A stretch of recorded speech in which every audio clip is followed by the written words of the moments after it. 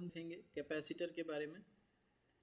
Capacitor को schematic diagram में सी से डिनोट किया जाता है और सी के आगे कुछ कोड लिखे होते हैं, जैसे कि C1215, C1200।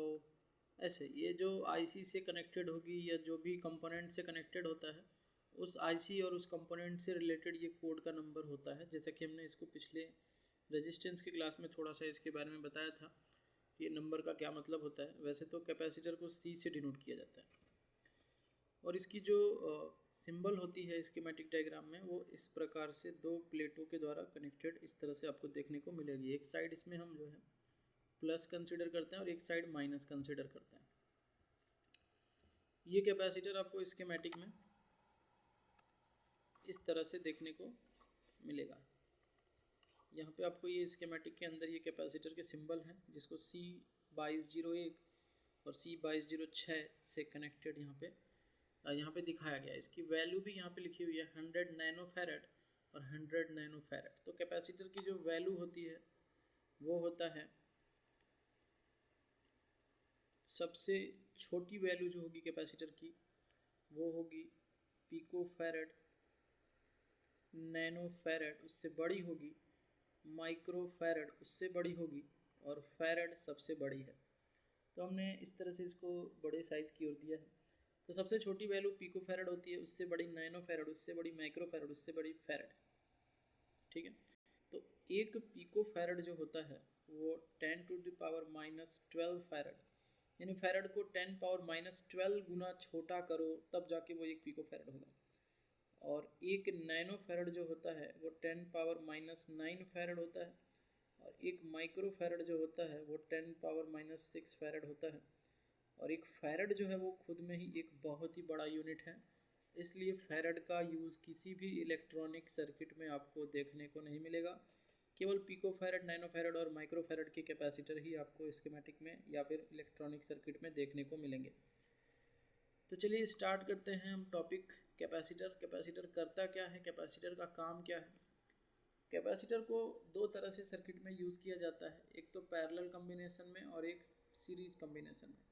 सपोज़ कर लो ये एक सर्किट है जिसमें सप्लाई को जानी है, ये एक आईसी है, इस आईसी के अंदर और यहाँ पे कैपेसिटर को कुछ इस प्रकार से जोड़ दिया गया है। तो इस सर्किट को हम बोलेंगे, ये नीचे जो सिंबल दिख रहा है ये ग्राउंड का सिंबल है, यानी कि नेगेटिव सर्किट है और ये हमारा पॉजिटिव सर्किट से कनेक्टेड है। तो इसका ये जो प्लेट होगा ये पॉजिटिव हो जाएगा और नीचे वाली जो प्लेट होगी ये नेगेटिव हो जाएगी, यानी कि इस तरह का कम्बिनेशन। तो ये जो कम्बिनेशन है ये पैरेलल कम्बिनेशन है, समांतर क्रम बोलेंगे इसको। और ये कैपेसिटर जब इस तरह से जुड़ा होता है तो इस कैपेसिटर को हम जो है निकाल भी सकते हैं सर्किट से।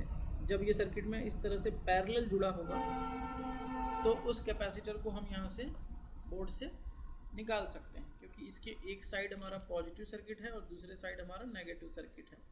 तो इस कैपेसिटर को हम बोर्ड से जो है निकाल सकते हैं। लेकिन अगर इस सर्किट में ऐसे 10 कैपेसिटर लगे हुए हैं या 4 कैपेसिटर लगे हुए हैं तो चारों के चारों कैपेसिटर को आप निकाल नहीं सकते।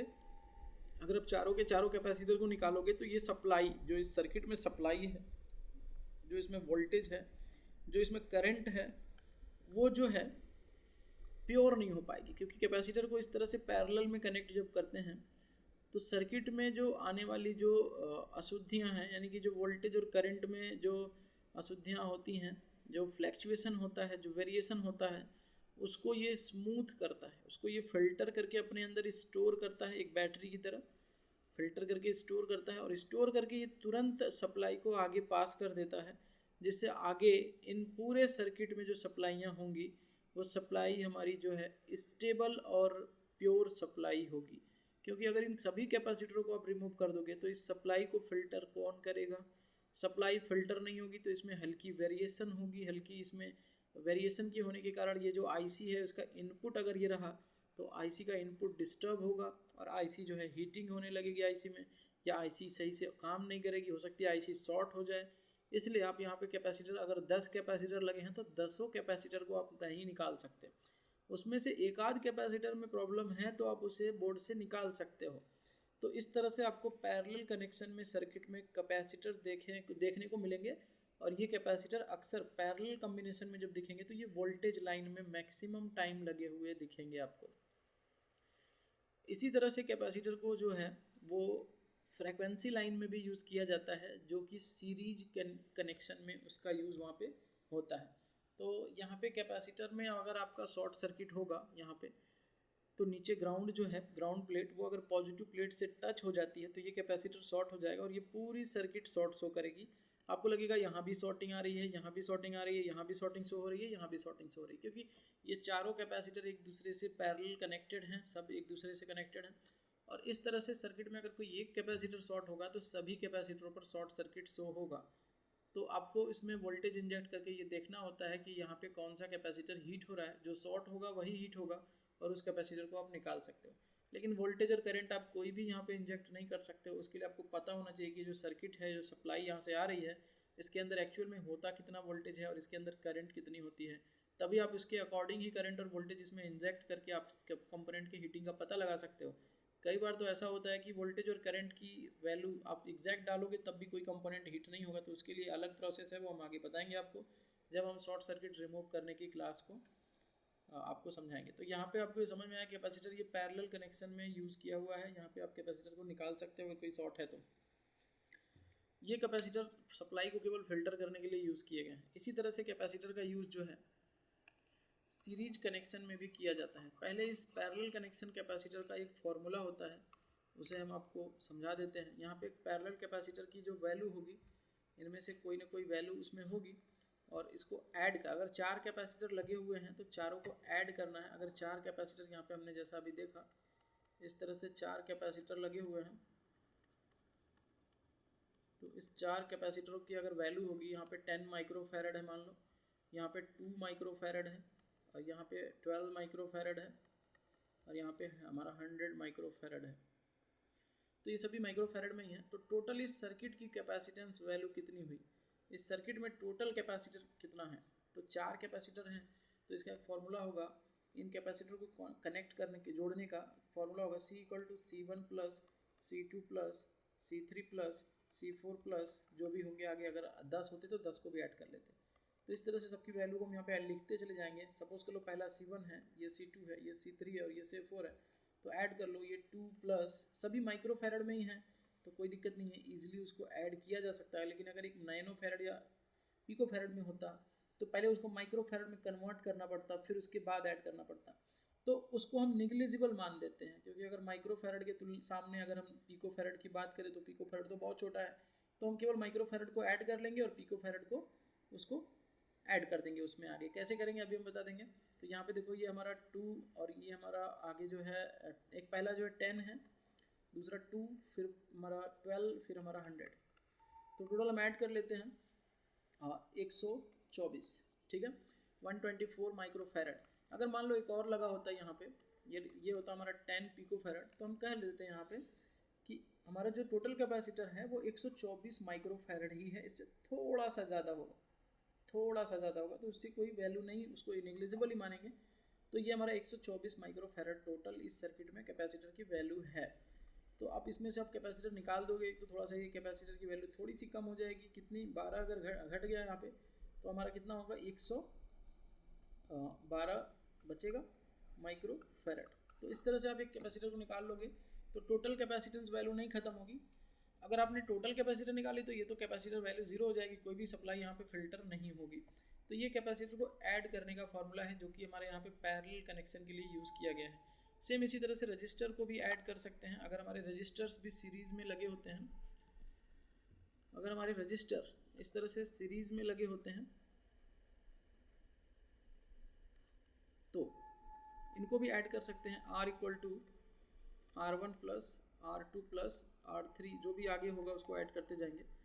और यहाँ पे इसकी अगर वैल्यू 10K है, यहाँ पे 2K है और यहाँ पे 100K है, तो टोटल ऐड कर सकते हो। यहाँ पे आप लिखोगे 10K का मतलब यहाँ पे 10 + 2 + 100 टोटल 112 किलो ओम का ये वैल्यू होगा।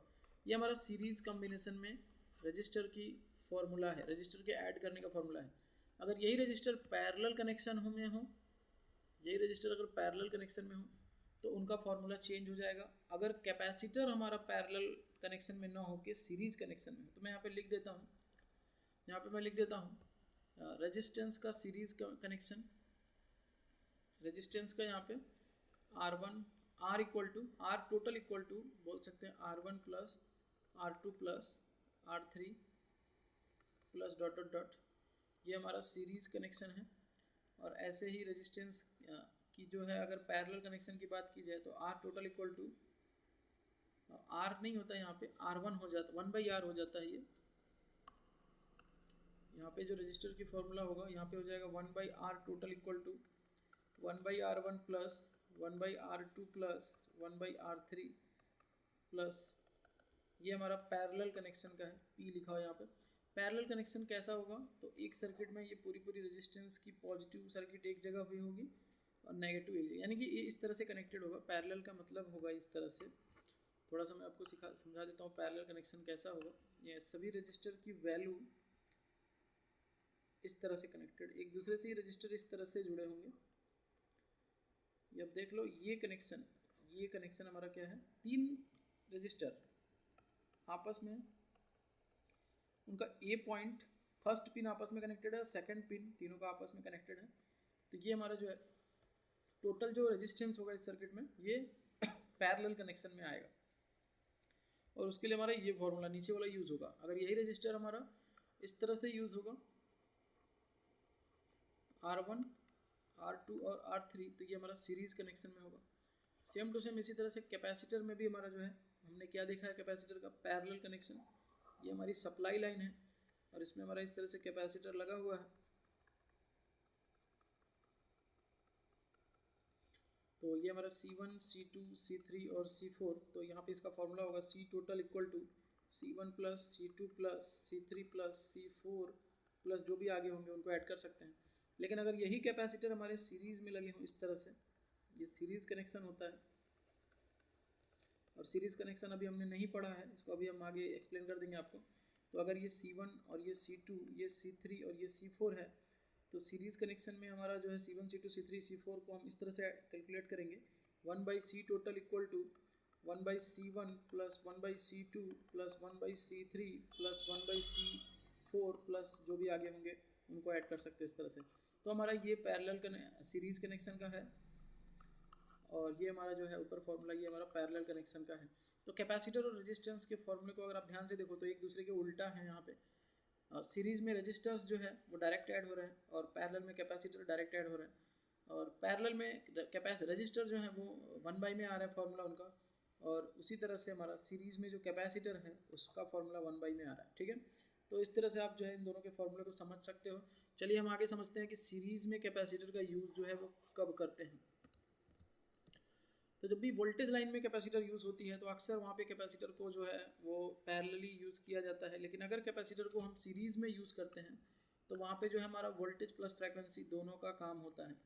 तो अगर कैपेसिटर इस तरह से लगा हुआ है और इधर से हमारी कुछ फ्रैक्वेंसी आ रही है और इस सर्किट में कुछ वोल्टेज भी है, तो क्या होगा, फ्रैक्वेंसी करंट जो होगी, यानी कि यहाँ पे वेरिएशन वाला कोई करंट है, इनमें अप डाउन हो रहा है करंट की वैल्यू, उसी को हम फ्रैक्वेंसी बोलेंगे।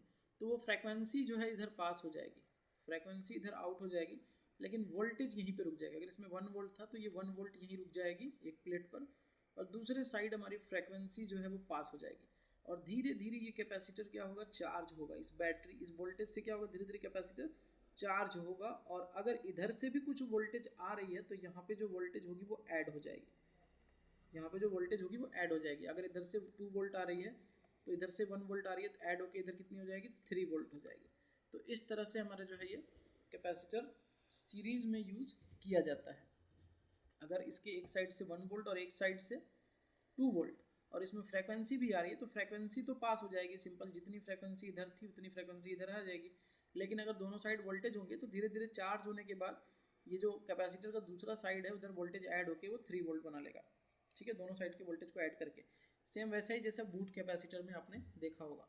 तो सिंपल कैपेसिटर का मतलब आपने समझ लिया कि कैपेसिटर को पैरेलली जब यूज़ करेंगे, ये हमारा सीरीज़ में यूज़ हो रहा है, जब कैपेसिटर को पैरेलली यूज़ करेंगे तो वहाँ पे वोल्टेज फिल्टर के लिए, और जब कैपेसिटर को सीरीज़ में यूज़ करेंगे तो वो नेटवर्क सेक्शन में फ्रैक्वेंसी को पास करने के लिए यूज़ किया जाएगा, या फिर हमारा जो है फ्रीक्वेंसी लाइन में उस कैपेसिटर का यूज़ सीरीज़ में किया जाएगा जहाँ पे फ्रीक्वेंसी ही केवल पास करनी है और वोल्टेज को यहीं पे रोक लेना है। वोल्टेज को यहीं पे क्या करना है, एक साइड में रोक लेना है, केवल आगे जो है हमारी फ्रीक्वेंसी ही पास हो।